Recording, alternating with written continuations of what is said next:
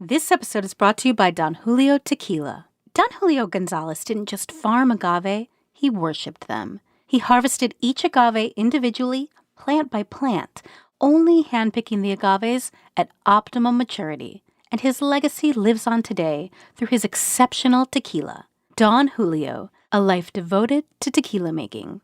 Please drink responsibly. Don Julio Tequila, 40% alcohol by volume, copyright 2021, imported by Diageo Americas, New York, New York. Latino USA is brought to you by Progressive. Are you thinking more about how to tighten up your budget these days? Drivers who save by switching to Progressive save over $700 on average, and customers can qualify for an average of 6 discounts when they sign up. A little off your rate each month goes a long way. Get a quote today at Progressive.com. Progressive Casualty Insurance Company and Affiliates. National annual average insurance savings by new customers surveyed who saved with Progressive between June 2020 and May 2021. Potential savings will vary. Discounts vary and are not available in all states and situations. Futuro. Dear listener, it's Maria Hinojosa right here, and I have a little message for you.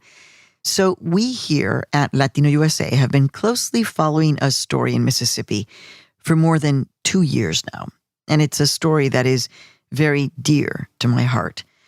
It's about how a community in central Mississippi is doing after the largest single state immigration raid in U.S. history. That raid took place in August of 2019, just days after the massacre in El Paso, Texas. Next week, we're going to bring you a special hour-long update on Mississippi, and we're going to catch up with some familiar voices and introduce you to new people. We're going to see what's changed and what hasn't.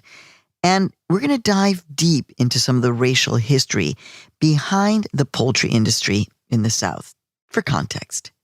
But before we bring you the new episode of reporting that we just did in Mississippi, we're going to share with you our original reporting. And this aired a year after the Mississippi raids. Thanks, and keep listening. It's a Monday in February of 2020, which means it's a couple of weeks before the coronavirus outbreak is going to bring the nation to a halt. But right now, we are deep inside the state of Mississippi, near the town of Carthage. And we've come here to meet a group of Guatemalan immigrants who have just finished up an English class.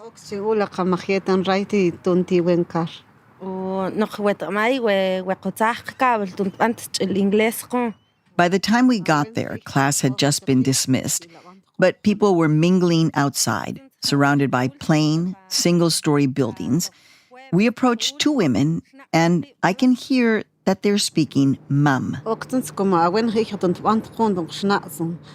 It's a centuries-old Mayan language, and so it's pretty surreal to be hearing it right here in the heart of Mississippi. Wow, ¿tú entiendes todo? Do you understand it all? One of the women, Federica, has her daughter with her. Federica is not her real name, by the way. She has a case pending with immigration. Her daughter has a long black ponytail, and she's curious, but also a little shy. And I'm immediately impressed by her talent. She's trilingual. Wait a second. You're like a queen here. So how old are you? 12. You're 12? Yeah. So you speak? And just speak little English. You speak English? Yeah. You speak? Spanish and Mam. And Mam. Federica and her daughter came to Mississippi from Guatemala. They're undocumented, and they're not the only ones. Over the past 20 years, the undocumented immigrant population in the state of Mississippi has doubled. So what do you think about Mississippi? You like it here? Yes. You do? Why? Because I like to go to school. Your mom, does she work in the chicken plant? No. No. She don't have work. He has something in her feet. Oh, no. Yeah. Can you show me? Yes. Enseña? Oh, my goodness. Oh, my goodness. So, she's wearing an ankle shackle? Yeah. This is the kind of ankle shackle that immigration authorities use to keep track of immigrants once they're released from detention and while they wait for their court date. It is a plastic ankle shackle, and it is resting on her foot right now, and it's leaving a permanent bruise and an indentation. It's black. In Federica's case, her troubles started when she went to one of the area's chicken processing plants looking for a job. Just as thousands of undocumented workers have done in the last decade, there are a number of major plants around here in small towns such as Morton, Forest, Carthage, and Canton, which are not too far from the capital of Mississippi, Jackson. Yo fui arrestado el 7 de agosto. Yo estaba ahí buscando trabajo. Ese día. Hold on a second. Are you telling me that so your mom went to look for work at the chicken plant, and she just happened to be there on the day when the raid happened? Is that what happened? August 7th, 2019, the day of the largest single-state immigration raid in U.S. history. ICE agents on foot and on helicopters descended onto several poultry plants in small towns throughout the region. They arrested hundreds of undocumented workers. Federica happened to be there on that day looking for work, but she was arrested too. Sí, así fue. Ese día fui arrestado ahí. Pero you didn't even work there. Usted ni trabajaba ahí. No. Federica was released by immigration authorities, like many others on the day of the raid, because she told them she's a single mother. Several months later, though, she got into a car accident, and that accident landed her in the hands of immigration authorities again. She believes the local police may have been targeting her because they knew that she had been released on the day of the raids. De ahí llegando con la migración me dijo, señora, va a tener que aceptar poner la brasileta, porque si no va a tener que ir a la cárcel. Immigration agents told her that in order to be released and be reunited with her daughter, she'd have to wear an ankle shackle. Sí, porque yo quería regresar con mi hija, porque ella es la única que estaba conmigo. Sí, se pone triste a veces. ¿Qué voy a hacer yo si algún día te van a deportar? Porque no tengo a nadie más, solo a ti, mamá, me dice. Sí. Federica's daughter fears that one day her mother could be deported. I think the immigrants should go back in Guatemala. And what about you? I'm here alone. You're going to stay here alone? Yeah. Is that what you want? No. You want to go back to Guatemala?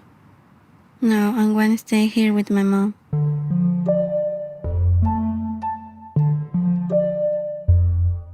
From Futuro Media and PRX, it's Latino USA. I'm Maria Hinojosa. Today, the tragic legacy of the largest immigration raid in U.S. history, and how a Latino community in Mississippi is still coping with its painful consequences.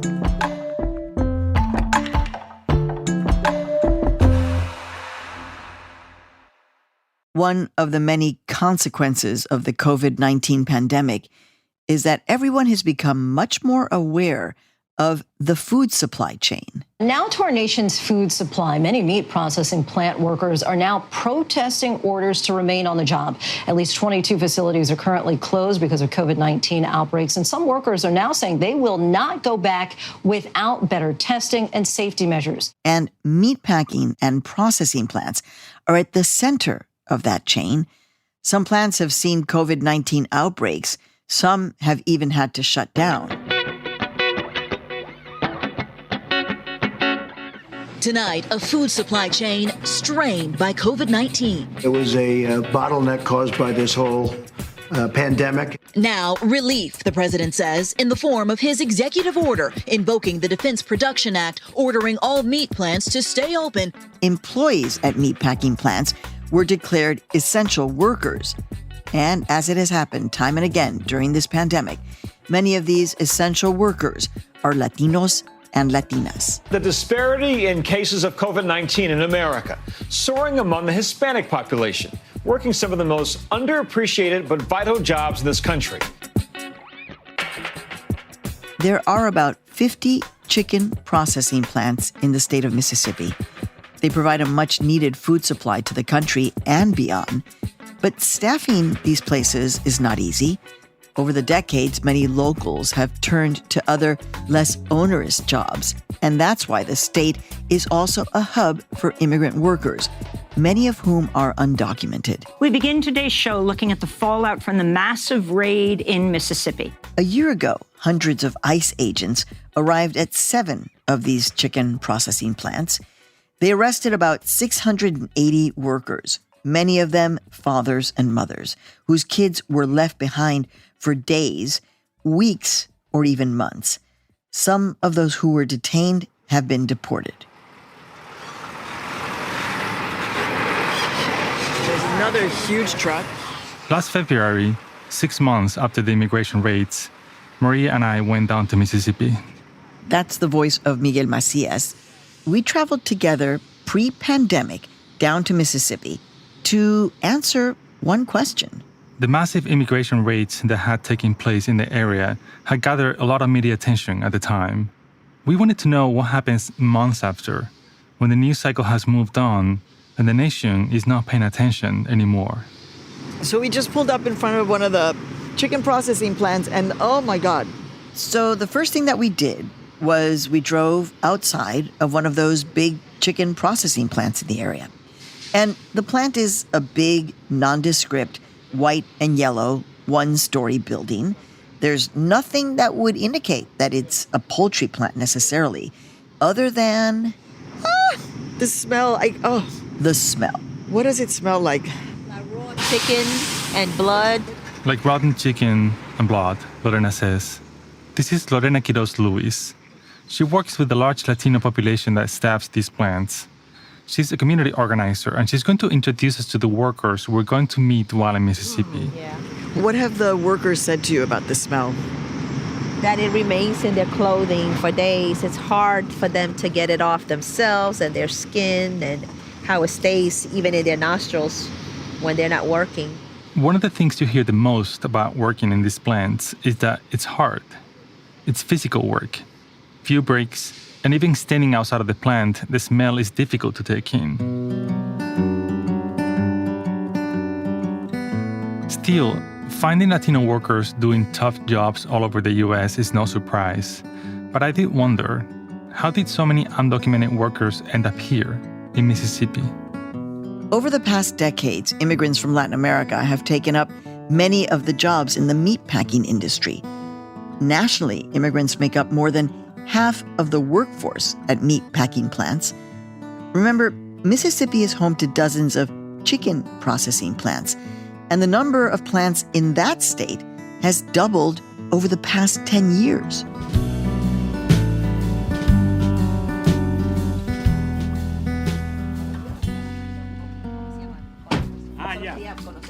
Muy bien, Okay. pues you just speak English or... No, this is for Latino Okay. USA on NPR. Let's go. Okay.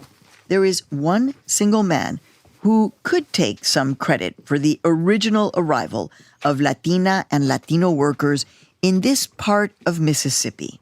I am Luis Cartagena, Chilean-American citizen. And I have been living here in Morton, this economy, by 30 years. I first read about Luis Cartagena while researching for this reporting trip.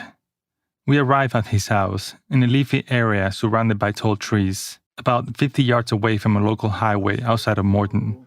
This is Chilean TV. A ver, consigue un poquito de... He welcomes us with a big smile. Inside his living room, the TV is blasting a Chilean television channel.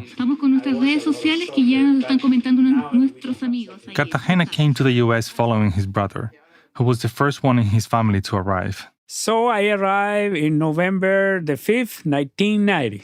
When he arrived, Luis wasn't able to work as an agricultural technician, which was his background in Chile. So instead, he got a job at a poultry company, B.C. Rogers. Driving a jack. That's one of those vehicles used to lift pallets in factories. You've seen them before. Until the plant was very short of people. Very short of people. They need more workers, and the people from here in this area, they didn't want to work really, because a poultry plant job is a hard job. very hard. This is a recurring comment we hear many times. There are not enough locals willing to work in factories.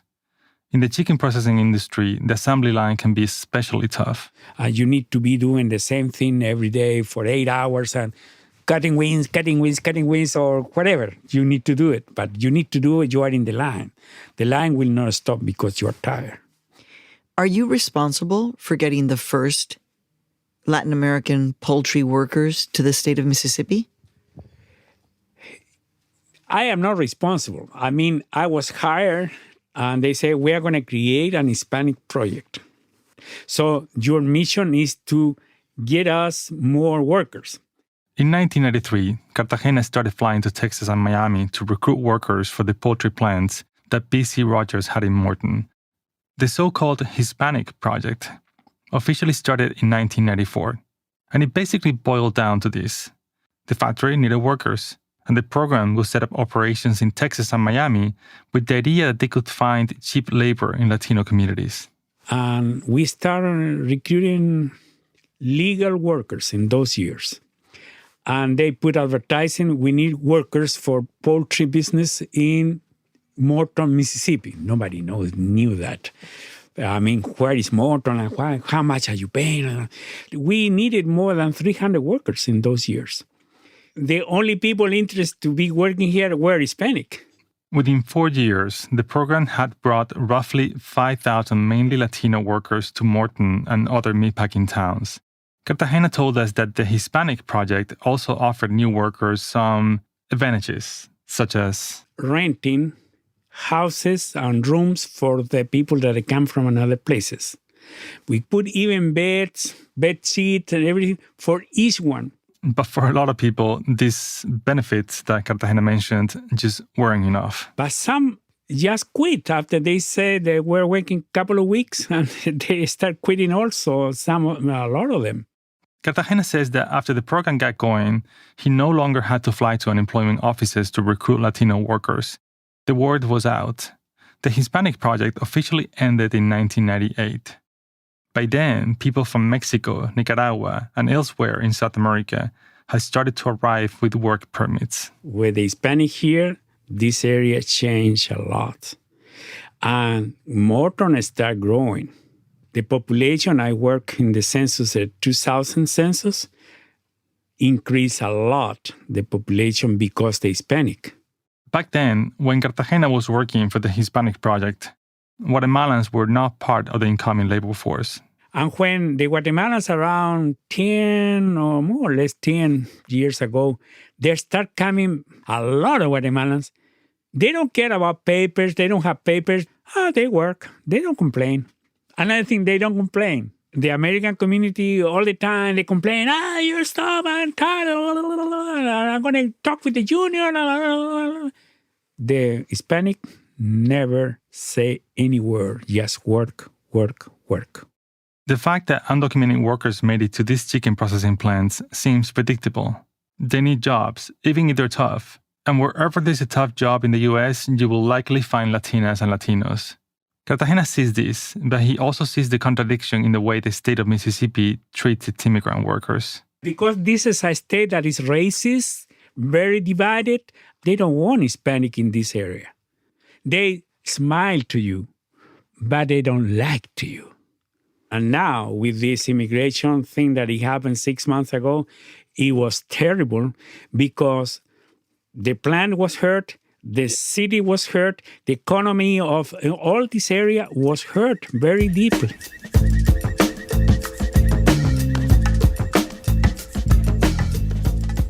Coming up on Latino USA, hundreds of ICE agents descend on central Mississippi. Stay with us, no te vayas.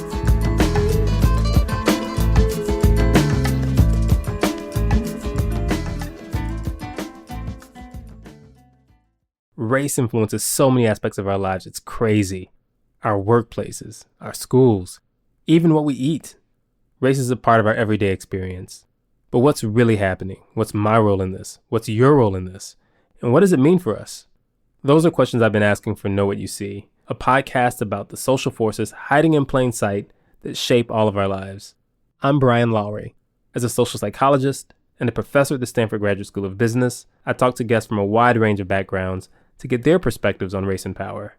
Listen to Know What You See on Apple, Spotify, or wherever you get your podcasts.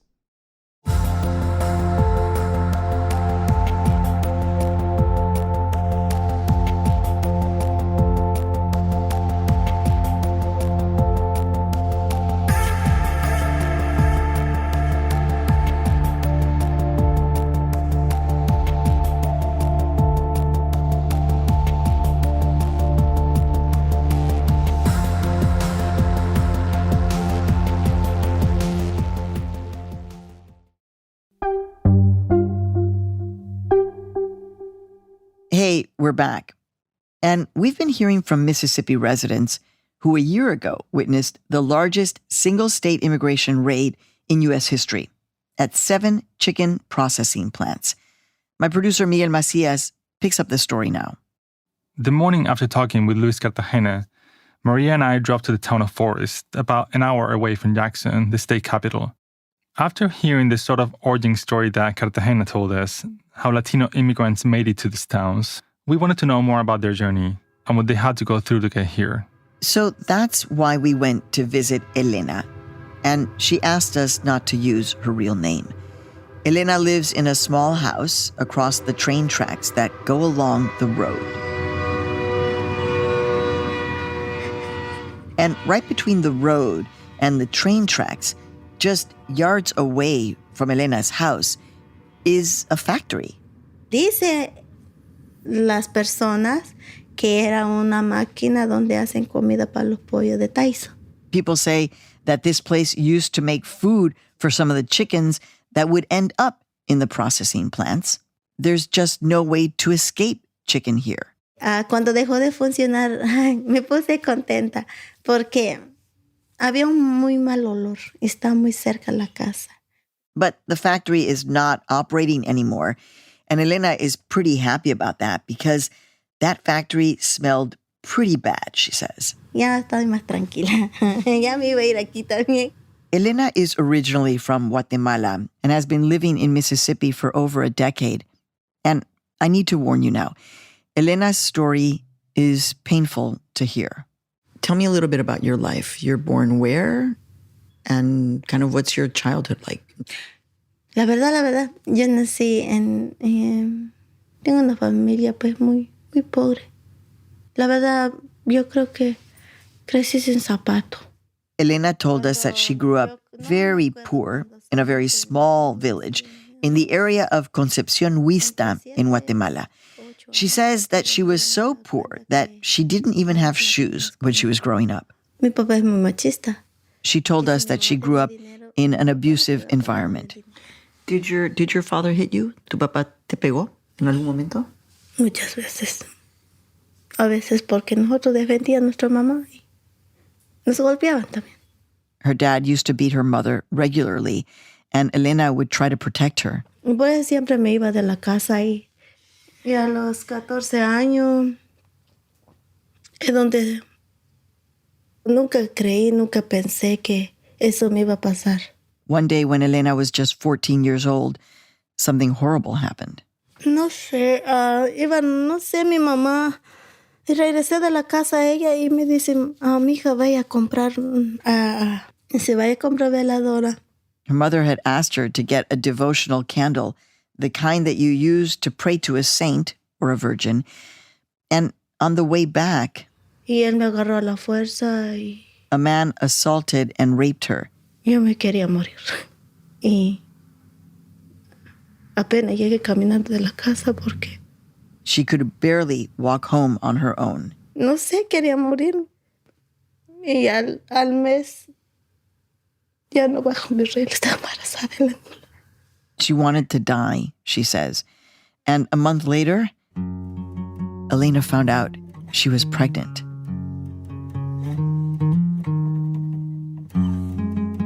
She asked her father for help to leave for the United States. She didn't want her child to grow up in the same environment where she had suffered. She wanted her child to have a better life. So Elena left Guatemala in early 2006. Her journey to the United States was difficult It took her 3 attempts to cross the U.S.-Mexico border with the help of coyotes. Finally, she crossed when she was 9 months pregnant.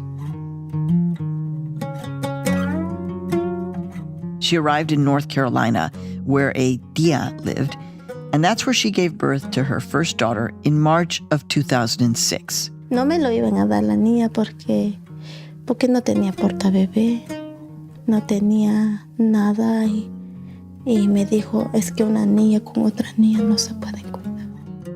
In the hospital where she gave birth, the nurses told her that they wouldn't release her baby to her because she didn't have a car seat for the baby. One child can't take care of another, the nurses told her. At some point, you make a decision to move to Mississippi. How do you end up here? Hay una tía mía que estaba acá también. Mira, me dijo, aquí hay mucho trabajo, si quieres vete. Elena told us that she had an aunt in Forest, Mississippi. Llegué a vivir con personas que no los conozco, no sé ni quién son ellos, yo no los conocía. Mi tía sí, pero mi tía a la semana se me fue. So when Elena got to Mississippi, she started living with her aunt, who shared a place with another woman and her son.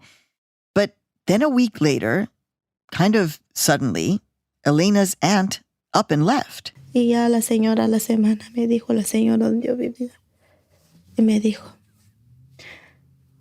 tu tía ya se fue con otro hombre. The woman living with Elena told her that her aunt had left town with a man. No sé, le digo, mi tía no me dijo nada y por qué me trajo aquí con ustedes. No me dijo. Tú vas a ser la mujer de mi hijo. Yo a tu tía le pagué $1,500. The woman told Elena that she had paid her aunt $1,500 so she would marry her son. Y yo me quedé allí y ella se iba al casino, se quedaba el muchacho. Y ay, lo que yo hacía, me encerraba en mi cuarto y trataba la manera de que no llorara el niño. By now, Elena was desperate. She was afraid of being abused again. She was lost and, in her view, out of options. And so she made a difficult decision. Y encontré el número del papá de la niña. Y yo le dije, yo tengo una niña. Tú sabes lo que tú me hiciste. Y él me dice, yo sé, perdóname. She got a hold of the father of her child, the man who had once raped her, and she ended up asking him for help. Y yo le dije, él, no sé, haz algo por nosotros. Yo le dije al papá de los niños que viniera por nosotros, por mí y la niña. Y sí vino. And this man did come. He had by now left Guatemala and was living in Miami. And Elena asked him to come to Mississippi to help her. El papá de la niña que te ayuda, ¿él se queda aquí? Se queda. Es donde él me empezaba a golpear. But Elena found herself back in an abusive relationship for 7 more years. She had 2 more children. And then when she turned 22... Como que a los 22 años me desperté la mente que no. Digo, si yo, lo que yo viví con mis papás y mis niños están creciendo y lo va a hacer lo mismo, ya no. She finally left this man and escaped with her 3 kids.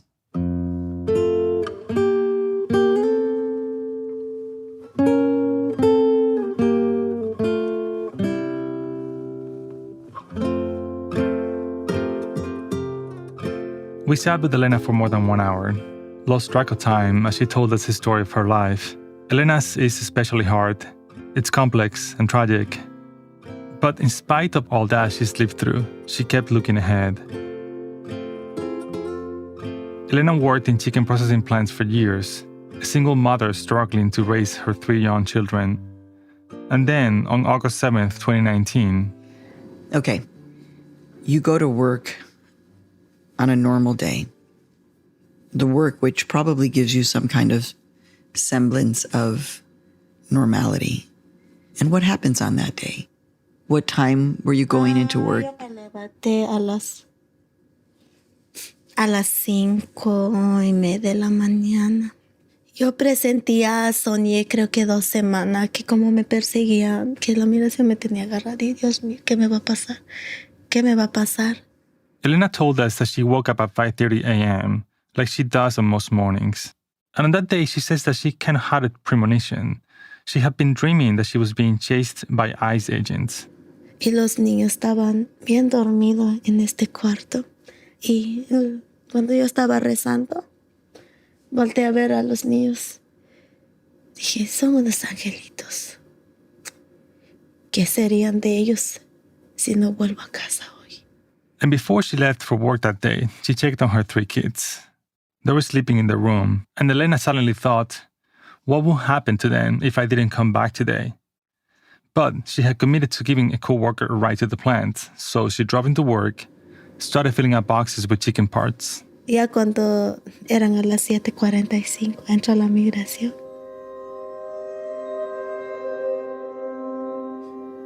Ellos entraron allí con la pistola apuntando. They were pointing guns? Sí, estaban armados y de hecho llevaban también perros entrenados por si la gente se fuera a salir.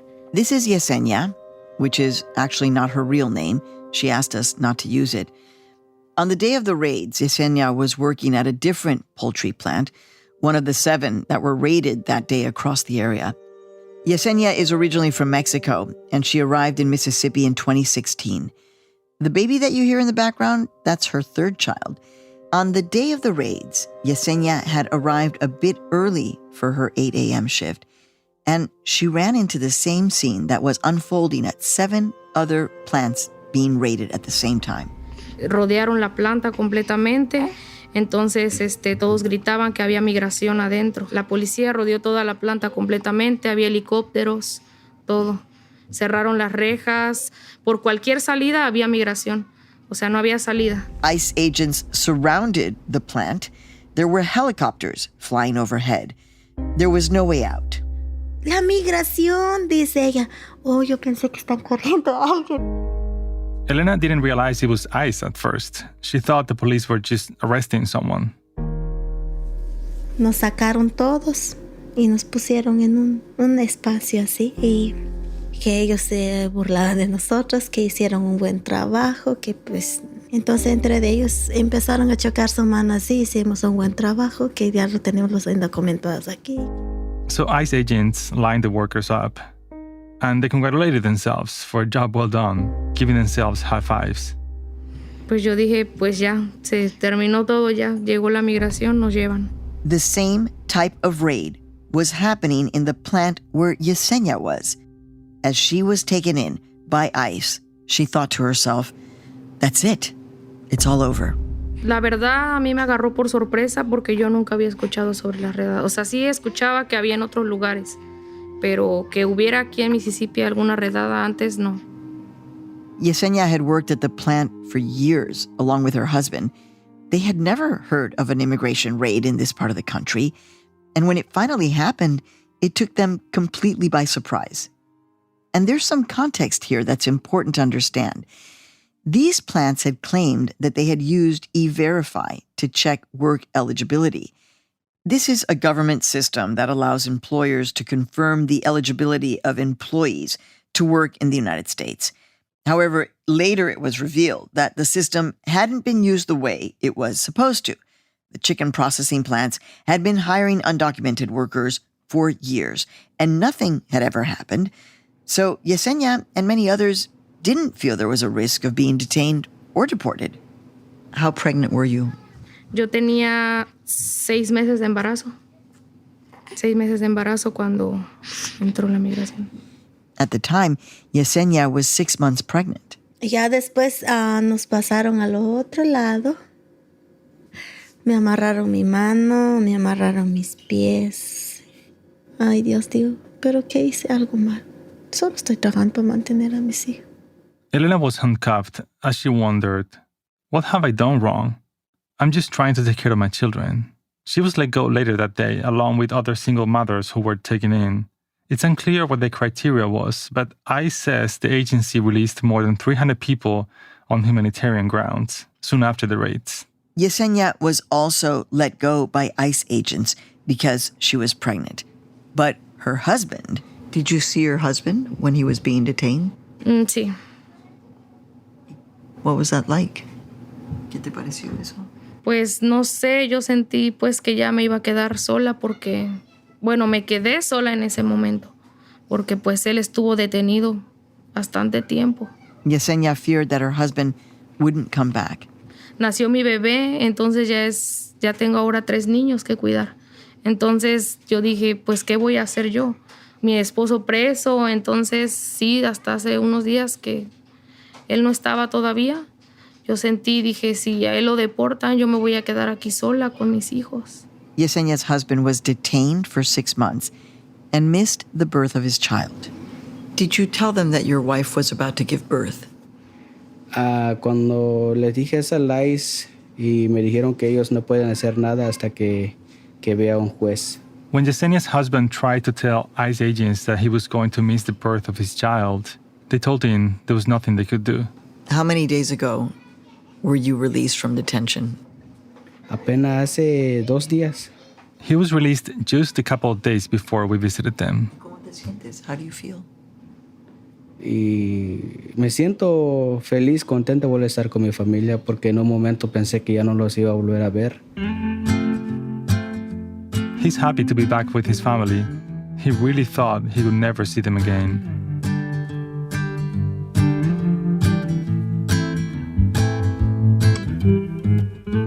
Coming up on Latino USA, we look at the long-term repercussions of the Mississippi poultry plant raids. Stay with us, no te vayas.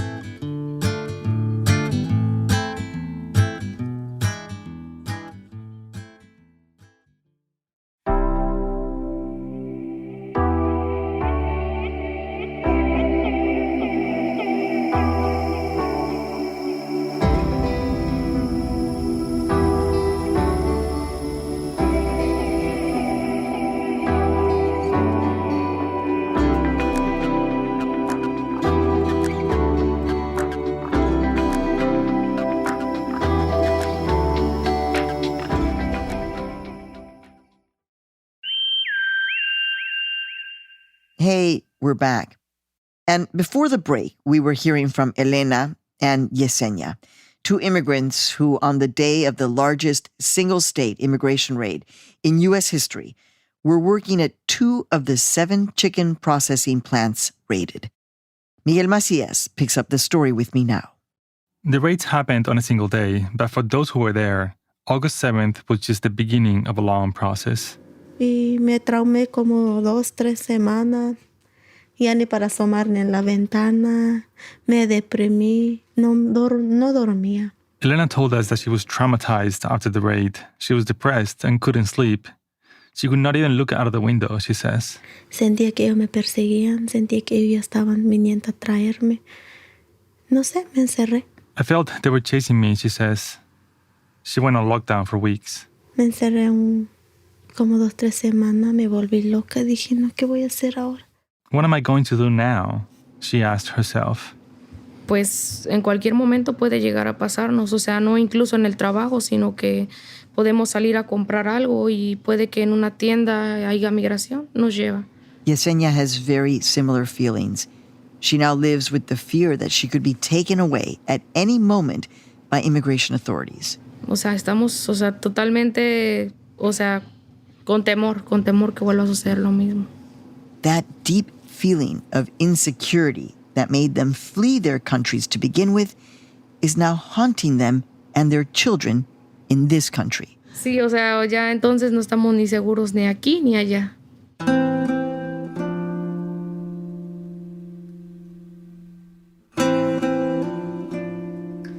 So you have American kids born in Mississippi. Tus hijos son americanos nacidos en Mississippi. Sí. La grande nació en Norte Carolina y las otras 2 nacieron acá. And when you say that, when you actually say, I'm a mother of 3 kids born in the United States, in the American South, what do you think about that? La verdad, una parte me siento muy, pero muy feliz. ¿Por qué? Porque yo sé que lo que yo sufrí no lo están pasando mis hijas. Elena thinks about the fact that her children will not go through the hardships she went through. Tienen un mejor futuro.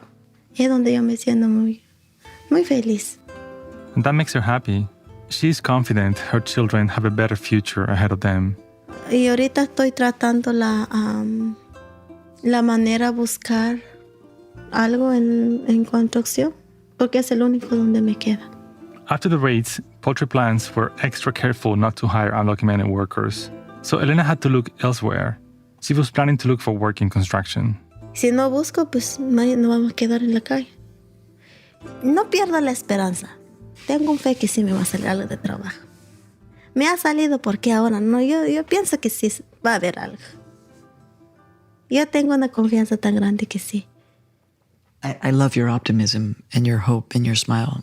Me fascina tu optimismo y tu esperanza y tu sonrisa. Me encanta. Ay, gracias. Sí, yo no pierdo la esperanza. He pasado 1000 cosas. Yo pienso que hay algo que me va a salir. Me va a salir trabajo. ¿De qué va a salir? Pero es cuestión de que yo tengo que preguntar y buscarlo. E ir a trabajarlo. She's gone through 1,000 things in her life, she says. She'll make it through this.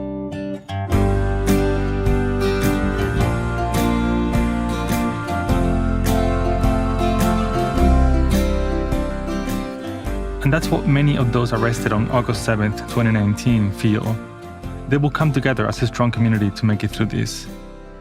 And we got to witness how they're pulling together one Sunday afternoon. El Señor esté con cada uno de ustedes. Nos bendiga el Dios que es misericordioso, el Padre, el Hijo, el Espíritu Santo. This is St. Michael's Catholic Church in Forest, Mississippi. When we arrive, the place is packed. It's full of families, so many little kids everywhere. And most of the people here are from Guatemala. There's a traditional band from Guatemala playing in the church. And after the Mass, we hang out outside the church. We're waiting for Father Mena to sit down with us. Bien, gracias a Dios. Ahorita nos vemos. Claro que sí. And as we wait around, Maria starts to talk to a little girl wearing one of those traditional Guatemalan dresses most of the women here are wearing. Just describe for me what you're wearing. It's a dress from Guatemala. Do you know anything about it? It's a special occasion. And like my mom, like a lot of people are wearing it. I'm going to describe it. It's blue with hummingbirds, I think, around her neck, then white lace, and then the colors are green and yellow. And then Father Mena walks us into a one-story building next to the church. He has a small office at the end of a narrow, dark hallway. So how many masses did you give today? I give it every Sunday 4 different masses, 1 in English, 2 in Spanish, and 1 in Vietnamese. Father Mena is originally from Guatemala. He has been the leader of this parish for 2 years, and he's been in the U.S. for 2 decades. So what do you want us to know about this congregation? It's a multilingual community, and I will say that after the raids, I will say we are not the same because the majority of this community is Hispanic, and we had more than 200 families that were affected by the raids. President Trump had announced on a Friday in mid-July 2019 that ICE would be conducting major detention operations across the nation that weekend. So that Sunday, I had half of the people coming to the church because they were in fear that they think that weekend something might happen. But they didn't know that was going to happen in their own work, in their own job. After the raids, Father Mena's church became a hub for people looking for help. All the people came here asking for food, and some of them, they didn't have money for the rent because a lot of them, they were not hired anymore. Some of them had the ankle monitors, so they could not work. So, I've never been here before. It's, I guess we came for the end of the 1 o'clock Mass. And I got here maybe halfway through the Mass. And there was an overflowing crowd of people in your tiny church. So for me, this feels like, there's no parking space. People are double parked. There's no way to get in and out. I mean, this feels like a very vibrant community, but you're telling me that it's since August to now, it's not the same. The thing is, we have more active members now after the raids. But the problem is we still have people detained, and we still have the children and the youth affected emotionally and psychologically. And the thing is, the raids didn't happen on a normal day. It was the first day of school in the towns surrounding the chicken processing plants. So it was a very difficult experience for a lot of them, because imagine that after school they got the news that their parents were in jail. Some kids were not picked up by their parents that day. The community had to scramble to take care of each other. Post-traumatic stress is what they're experiencing. We have been listening testimony that some of them, they don't have the same kind of grades at school. A lot of depression, anxiety in the kids, and also in the youth. After the raid, more than 300 people ended up spending time inside immigration centers. Some were there for months. Some are still in custody. Others were deported. A lot of them, they have a lot of hurt in their hearts. They don't tell what is happening, and they have fear, so they don't talk. They don't want to be deported. Maybe they want to go back to their countries, but because of the children that they are American, they don't want to go back. Father Mena told us that some members in his community had gone through traumatic experiences before. Guatemala went through a war in the 80s, then gang violence, economic crisis. That's what these workers are trying to escape from. For them, they came because they didn't have work over there, and after the war over there. I have listened testimony that they say, we have been experiencing here worse things than in Guatemala, because we came flying from violence, and now we are experiencing violence in the United States. But that doesn't mean these families are planning to go anywhere.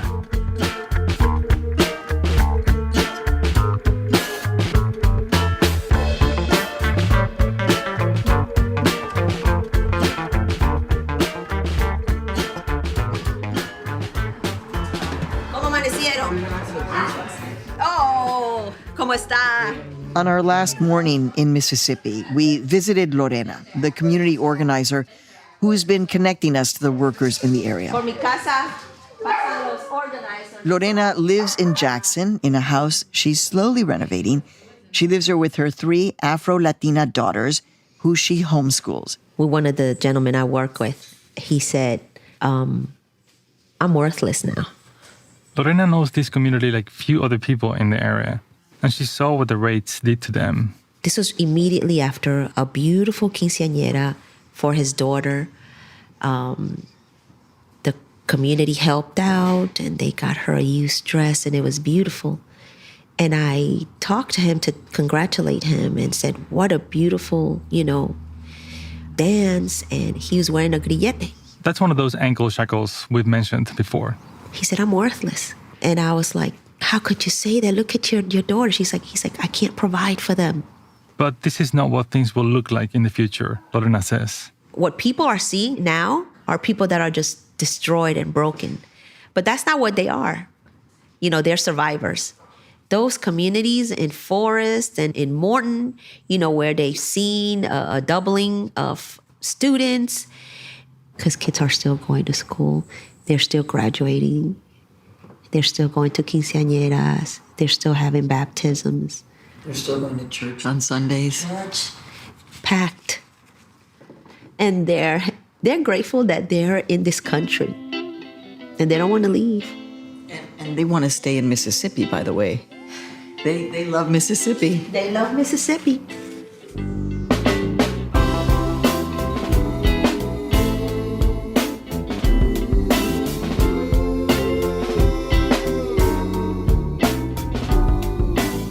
Many of the immigrants we met in Mississippi came here as adults. They build a life from scratch, and that brings a certain feeling with it, the fear that everything might disappear one day, and they will have nothing to show for all their efforts. In a way, it's the story of every immigrant. For these communities, though, the threat is very real. But they'll continue to live with it, raise their children, change the face of this country, After all, they are in Mississippi to stay.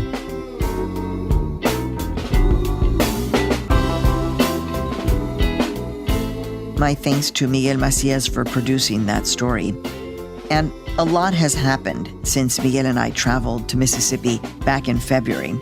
COVID hit. Plants faced worker shortages. And once again, they turned to the Latino community in the area to fill those jobs.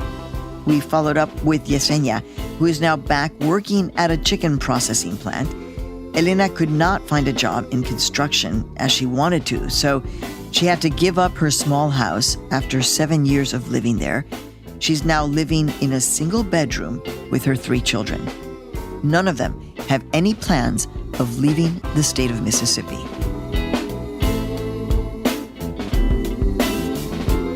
Thank you for listening, dear listener, and don't forget to tune in next week. We're going to be bringing you an update on this story from Mississippi. I traveled to that state in early August on the 2-year anniversary of the massive immigration raids that shook the state. I wanted to see what's changed and what hasn't since the raids. You're going to hear some new voices and also some familiar ones. As a matter of fact, some of the people that were caught at the raids, they're back in there. They would just pretty much pretend that they didn't know that they were part of the raids. They were invited to come reapply. Now we were essential workers. Now we were needed. Now when people, were going home and were getting sick or didn't even want to come and get exposed, we were asked to come in and take these places, these jobs. That and so much more on next week's hour-long documentary on Mississippi. We'll see you here.